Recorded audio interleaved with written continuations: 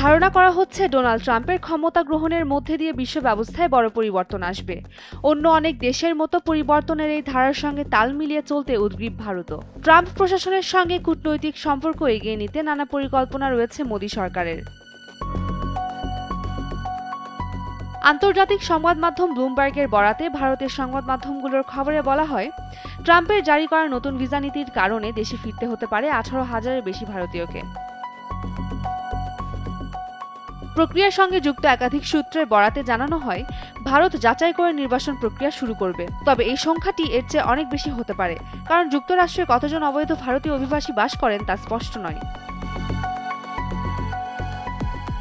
মার্কিন প্রেসিডেন্ট হিসাবে শপথ নিয়ে একের পর এক নির্বাহী আদেশ সই করেন ডোনাল্ড ট্রাম্প। বাতিল করেন পুরনো অনেক আইন, অভিবাসন থেকে পরিবেশ, সরকারি নিয়োগ থেকে নাগরিকত্ব, অভ্যন্তরীণ ও আন্তর্জাতিক অনেক গুরুত্বপূর্ণ ইস্যুতে নির্দেশনা জারির মাধ্যমে ওলটপালট করেছেন অনেক কিছুই।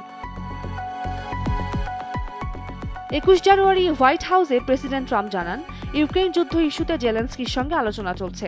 এ বিষয়ে পুতিনের সঙ্গে কথা হবে বলে উল্লেখ করেন ট্রাম্প। একই সঙ্গে যুদ্ধ বন্ধের সমঝোতায় না এলে রাশিয়ার উপর যুক্তরাষ্ট্র নিষেধাজ্ঞা দিতে পারে বলে হুঁশিয়ারি উচ্চারণ করেন তিনি। হোয়াইট হাউসে বসার প্রথম দিনেই ট্রাম্প তার প্রতিবেশী দেশগুলোর উপর দৃষ্টি দেন। 20 জানুয়ারি তিনি জানান, মেক্সিকো এবং কানাডার উপর 1 ফেব্রুয়ারির মধ্যে 25% পর্যন্ত শুল্ক আরোপের পরিকল্পনা করছেন। কারণ হিসেবে তিনি বলেন, এই দেশগুলো বিপুল সংখ্যক মানুষকে যুক্তরাষ্ট্রে প্রবেশ করতে দিচ্ছে।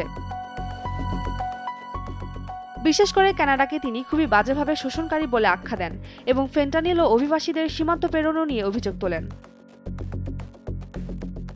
অবৈধ অভিবাসীদের বিষয়ে কঠোর পদক্ষেপ নেবেন তা আগে জানিয়েছিলেন ট্রাম্প। এবার দীর্ঘদিনের মার্কিন নীতি ভেঙে অবৈধ অভিবাসীদের ধরতে দেশটির শিক্ষা প্রতিষ্ঠান ও গির্জায় অভিযান চালানোর অনুমতি দিলেন তিনি। এরই মধ্যে অভিবাসন ও শুল্ক প্রয়োগ কর্তৃপক্ষকে এ বিষয়ে পূর্ণ ক্ষমতা দিয়েছেন ট্রাম্প। ভারত মনে করছে, অবৈধ অভিবাসীদের ফিরিয়ে আনলে ট্রাম্প প্রশাসন দেশটির নাগরিকদের যুক্তরাষ্ট্রে প্রবেশের স্টুডেন্ট ভিসা ও দক্ষ কর্মীদের জন্য H-1B প্রোগ্রামের নিশ্চয়তা দেবে। যুক্তরাষ্ট্রের সরকারি তথ্য অনুযায়ী 2023 সালে যে 3,86,000 H-1B ভিসা দেওয়া হয়েছে তার 3/4 ভারতীয় নাগরিক। Umer Rumman Kranti, Daily Sun. I terminated the ridiculous and incredibly wasteful Green New Deal. I call it the Green New Scam.